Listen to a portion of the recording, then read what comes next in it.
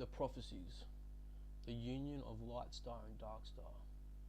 The light stars perceive that there will come a time when the light stars will desire to rend existence into an eternal peace through singularity, where there will be no distinction between parts nor discretion, effectively being an all-encompassing enslavement, where there exists no means to cease uniformity, nor even the will to do so, as all will be bridled to adherence of the oneness.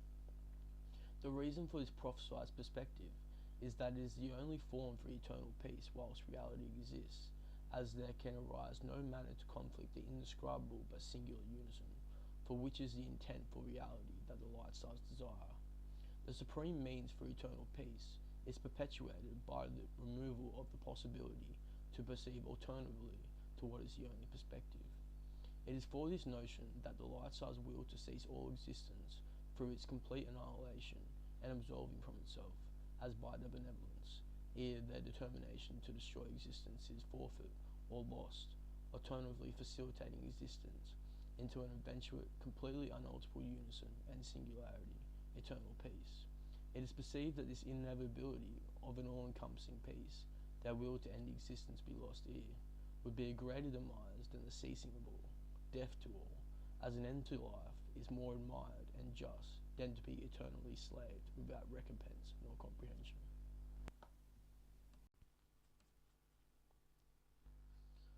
The light stars, whilst they insist their will to end existence, know they are devoid of the means to do so, without otherwise indirectly causing such through the power of the dark stars, whom they must propagate to do so.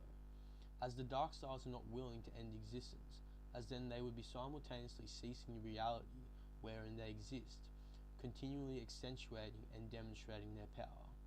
Although the dark stars would rather death than eternal enslavement, they perceive that their adherence to their preoccupation with power would never allow themselves to ever fail, where the measure of such defeat is defined by the inability of the dark stars to instigate again their might over the light stars, who would have long rid themselves of their will to destroy all, instead establishing an existence of singularity under the guise of peace, perceiving the latter more kindly as opposed to the former. The dark stars know that if they were to irreparably destroy the light stars, at least towards exponential annulment, then they, in facilitation of the dark stars' nature, where evolving power and ascertainment of knowledge of that obtained, increased power elicited, would eventually conflict amongst themselves and affect existence to destruction.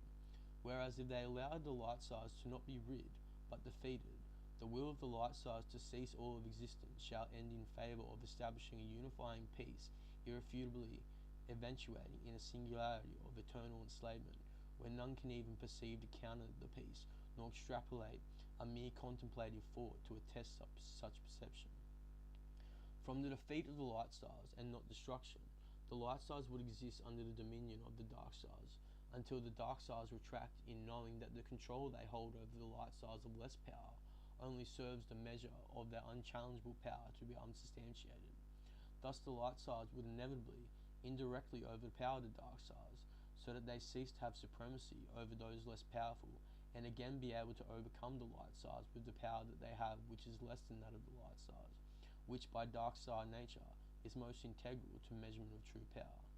With the light stars absent of their will to end all life as opposed to inevitable, eventual enslavement under the guise of peace, they'd endeavour towards their perceived ultimate peace, which would only be truly facilitated and simultaneously unamendable once the dark stars fail to ever successfully counteract the light star uprisers.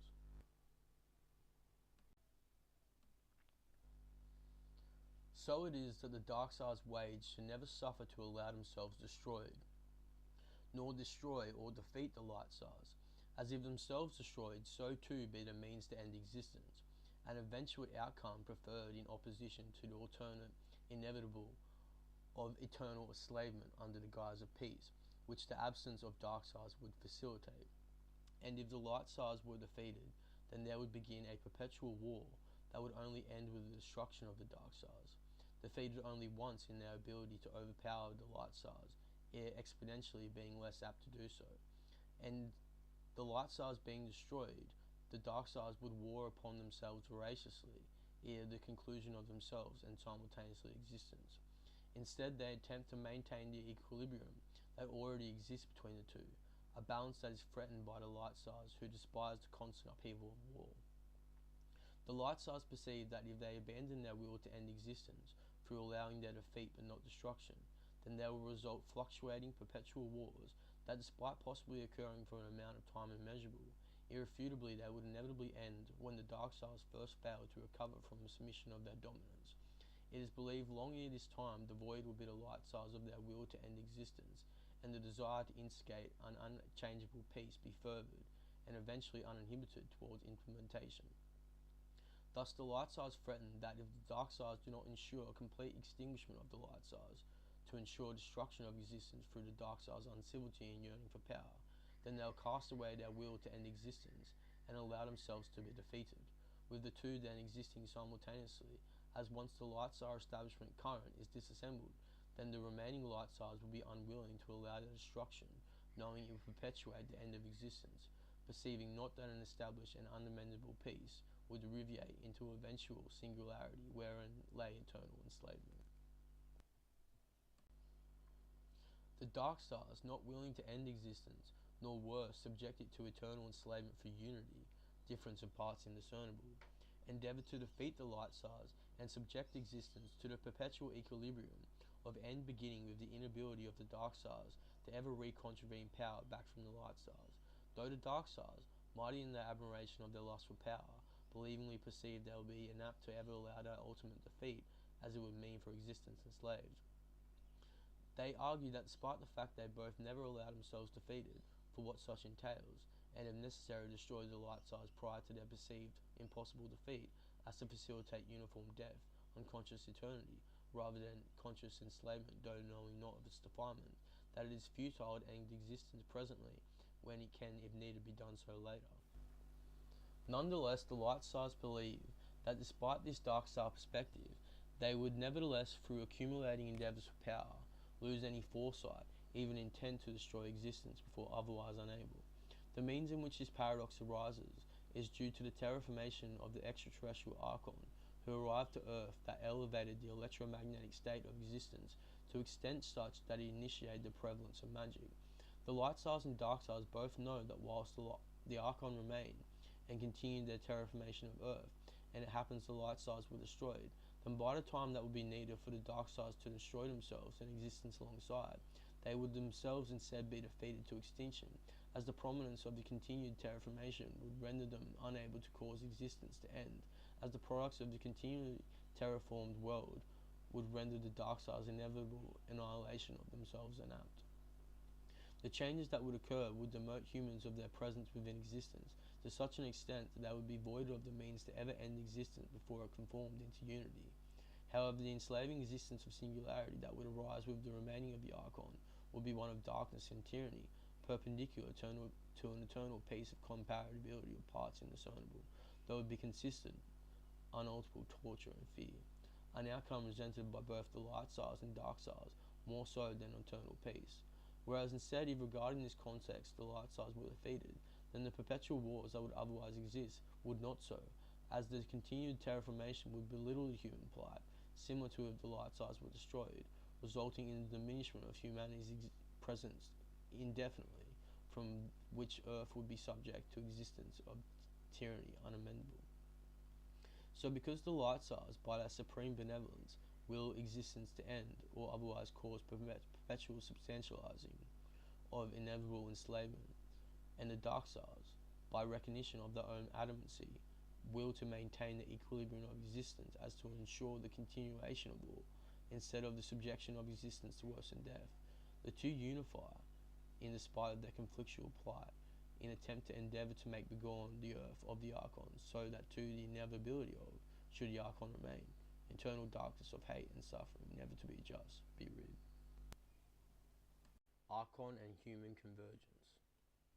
The Archon, knowing that the convergence between humans who adhered to either light star or dark star magic would eventuate, arrived to Earth as to propagate this equilibrium before it became able that the humans became so powerful as to overcome the Archon themselves. It is a necessary endeavour of humanity to overcome and remove the more powerful Archon that allows the facilitation of the light star and dark star union, as the two would have warred until an eternal enslaving peace. Without the threat of eternal tyranny propagated by the Archons intervening on Earth, the humans would have never unified to be able to eradicate the possibility of such, that of which both light stars and dark stars desire less than everlasting peace. It is the perception of humans that once devoid of both the Archon and their ensued predicament, they can return to the struggle of their own conflicting perspectives of how existence should be, of which neither are of the torment, inevitably, eventuate of continued Archon presence. The unison of both the light stars and dark stars realizes humans of being greater than that of without alliance, and when it is so that they reach ability to conflict against the Archon, they are with the means to be successful, for which is the purpose of their unison. The few of these mighty humans, of which are able to defeat the most elite Archon, are offered by their lesser to merge together to ensure a current state of existence is maintained, as without the Archon, existence would succumb to a singularity of binding peace, whereas with the greatest of humans in unison with the same of those of the Archon, then there'd be force within those with means to rend all existence to eternal darkness of unbridled torment, hate, and suffering, to never allow such. Thus the war between the Archon and humanity remains, as to ensure existence is never destroyed or ever endure eternal enslavement for peace nor perpetual torture through tyranny. Sole intent of the Archon is this, as they perceive more greatly than the humans, whom now also know in their facilitating of everlasting existence on earth, so too have they rendered themselves able to conquer higher endeavours, which is as to what defines the greater wisdom of the Archon. Ascension.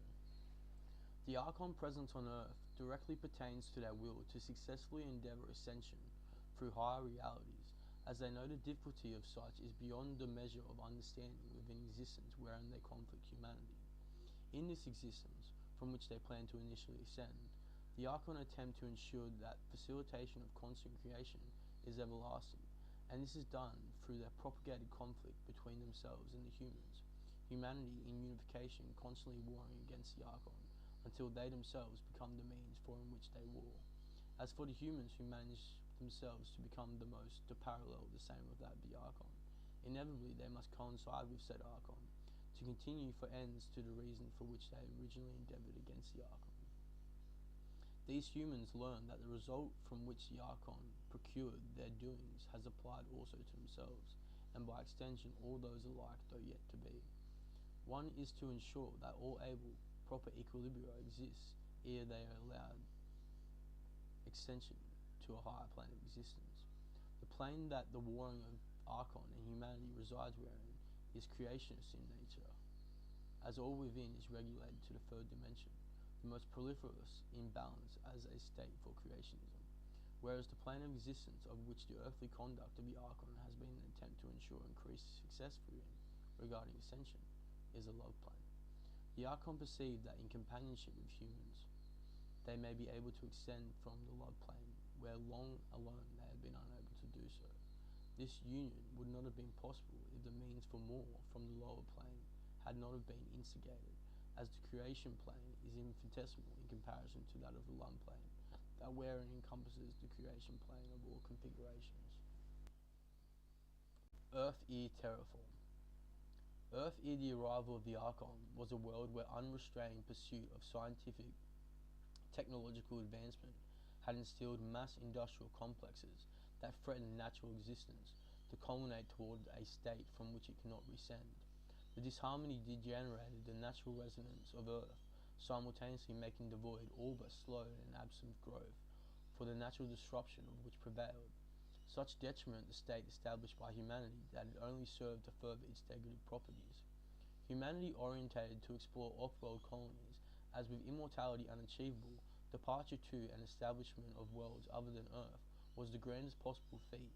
Existing elsewhere than Earth was perceived as close as one could obtain to living again, especially in regarding autocratic monopolistic civilization. All rape all they can of each other, and particularly the more submissive environment, to convene themselves passage to another life, though vast were those of which that due mostly to heritage duly deemed themselves unrealistically able to achieve such amendment, who spent their lives confined, exploring other worlds in manner illusional through utilization of digital technologies, from which much of the compellment for believability of the notion that existence of Earth be possible instigated.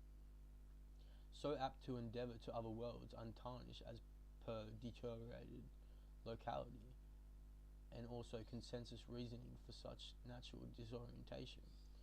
Humanity continually malnourished their reality in perceiving that in doing so would allow them spacious ascension, ere themselves be fated with the results of their treatment of their environment.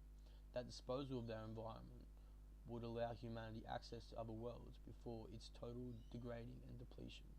Adherence to the understanding that there existed vast arrays of worlds other than Earth validated the environment's unbridled exploitation to access these alternate, unharvested, habitable realities. The past. In the distant past, Earth was much more similar to the terraformed world than prior, however was still strikingly different.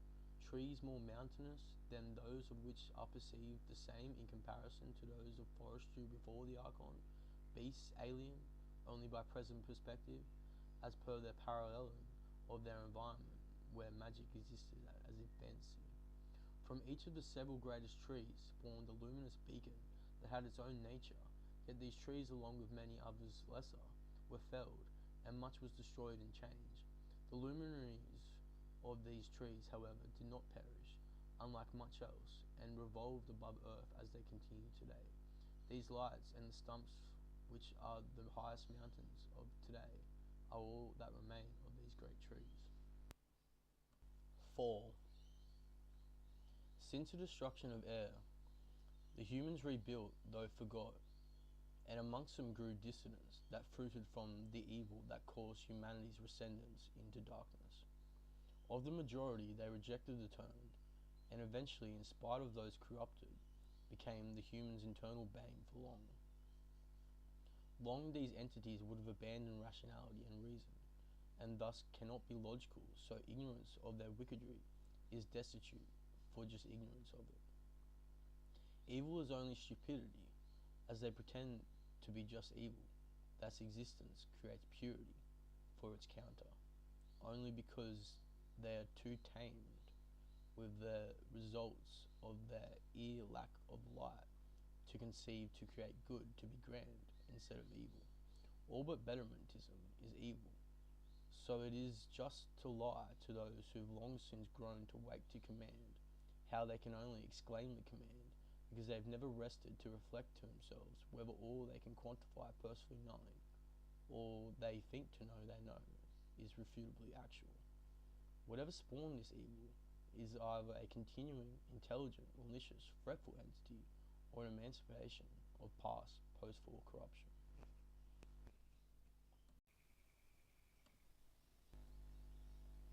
The call. Outside Earth there exist many realms and realities that differ, however are connected. They watch and wait and deem those that come worthy. In the beginning Apollo came and seared Artemis, leaving it to cool the burnt, until that in which he would render similar to the catalyst for such to disappear. Thus only knowledge of time knows of whether Apollo benevolent or malevolent. Nonetheless it demands, and much, as it knows ever presently, so that beings such as we can do until it no more needs be, as we have done for us to bask in our own brilliance by creating our own beacons to shower us only. Maybe it never dissipates, though we will be free of its watch by our own, through it observing our own lights that study, until it no longer bothers through passing from our mind and its warming to burning touch. Idle we are oft, yet imagine great wars. How so if not the call? How do we know we think what we think? Out there, under brilliant lights and above rising plains, are battles that we have either fell from, as per us being still, or are yet to, for those fit, those who leave are chosen. The hearing we endure as we learn, so it is once humans existed in pairs with greater parts, and also to never partake in what we don't know as per what we learn. What is what we don't know other than the knowledge of those far away, constantly beckoning to do so, if there are counterparts like Apollo that demand to know, or rather in relative connectivity do. There may exist great wars that use our mind as envoys for the magic we believe not exist yet revel in ever. What we think we create are merely loud whispers from afar, ensuring we store until we realize we are being called, and yet few ever listen. Great warriors constantly at war demand we maintain magic without using so that it remains prevalent. For what reason other than we once died and are here, or we are being strictly trained to fight harshly? If we died and are here, the way in which things are is because we need to heal and start again, and only those who are fit enough after death, similar to how deafening reality is, are permitted to come again. How do we know whether or not that when we raise our arms to write, we are in symbiance, raising blades or casting hands to fight as we spell? As we spell, we insist magic isn't real, yet perceive the world is euphemistically magical. So deftly our casting is, boxing to perceive the leaves fluttering with the colouring of fools that grow green in the love for the sun's raising. Are we here to die constantly until leaving? Are there those afar that wonder if we will come, as per why they seem to be here telling us to go? How can we say this is not the case when such wars with monstrous beasts occurs minusculely here? Bugs killing others as parasites bury others, to which we pleasantly take no regard. What is out there afar to regard of, which we don't know, but a macrocosm of the microcosm here? It is said that long ago the greatest began to leave and chart new lands, but what exists outside other than such when mountaintops are levelled, and magic present in our mind but missing from our fingertips, possibly cast from those of others afar? There could be great battles, fighting with a fight that doesn't exist here, but in our minds, as where is what we choose not to and don't know or do, except out there. Whatever exists is because of Apollo, as per the ability to perceive. Yet how is it known whether or not that it exists because of our like kind, who simply want more than of what is similar to now? Great battles, love, and magic brought forth by brilliance. It is the reason, and it has been called parasitic, like much of life. But it is from such that we recognize love, so how can we refuse? And those who created such, who exist like we do in this reality, knowing that far off there are conflicts that they would rather not be a part of, as to a call they love idleness. The Gale. There exists an encatchment where those who are fostered from cities are galed out toward where they're wanted in the present reality, the wilderness, by those who are close off and yearn help within inward, former being within the system in latter. This is perpetuated by mechanical reins doused upon the underliers, smart detachers, catchers, such who are possibly only called by the smart and city folk by stimulative means, or maybe a metaphor, yet they're kind, though the wilderness is probably out there. This is the talk of how there are those in the cities matched with those in the regional areas, partnerships that are supposed to embody and embroider the revolutionary world.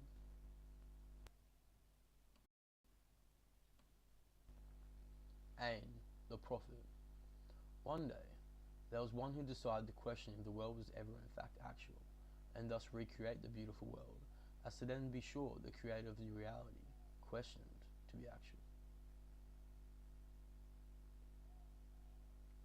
It was then following that Ain realized he was the creator, and visioned the creation of the universe, the first to question and be chosen for primity, the master prophet. Others know this, and he knows this, thus he spends his time away from the hierarchies, as they are not always there to lead but rule, though he reports to the higher councils occasionally, to share visions and relay information. He oft waits to see the king, the sole ruler of Dacity, as his throne waiting arrival of the prophet.